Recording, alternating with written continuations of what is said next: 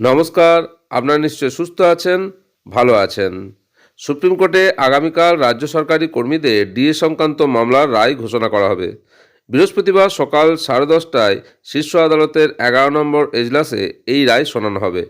দীর্ঘদিন ধরে চলা এই ডিএ মামলার রায়দানের খবরে আশা আলো দেখছেন রাজ্যের হাজার হাজার সরকারি কর্মচারীরা।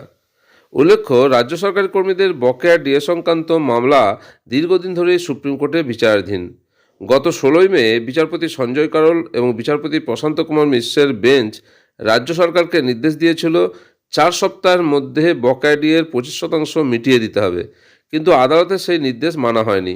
বরং নির্ধারিত সময়সীমার একেবারে শেষ মুহূর্তে রাজ্য সরকার শীর্ষ আদালতের কাছে আরও 6 মাস সময় চেয়ে আবেদন জানায়।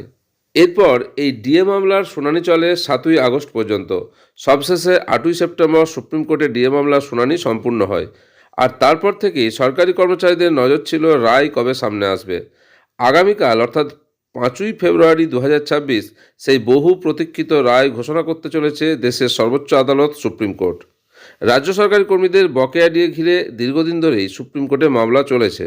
গত 16ই মে এই মামলায় বিচারপতি সঞ্জয় কারোল ও বিচারপতি মনোজ মিশ্রের ডিভিশন বেঞ্চ নির্দেশ দেয় 4 সপ্তাহের মধ্যে বকেয়া ডিএর অন্তত 25% রাজ্য সরকারকে মিটিয়ে দিতে হবে।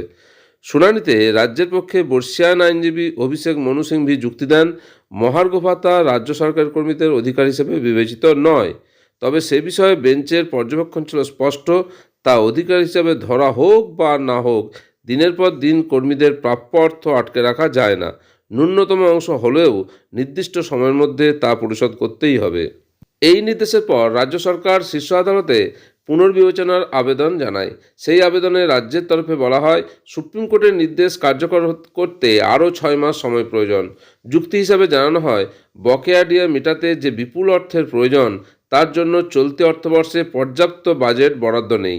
দীর্ঘ শুনানির পর অবশেষে 8ই সেপ্টেম্বর আদালতে প্রায় সব পক্ষের বক্তব্য শোনা শেষ হয়। এরপর বিচারপতি সঞ্জয় কারোল ও বিচারপতি প্রশান্ত কুমারের বেঞ্চ রায়দান স্থগিত রাখে। বৃহস্পতিবার সেই বহুচর্চিত ডিএ মামলার রায় ঘোষণা করা হবে।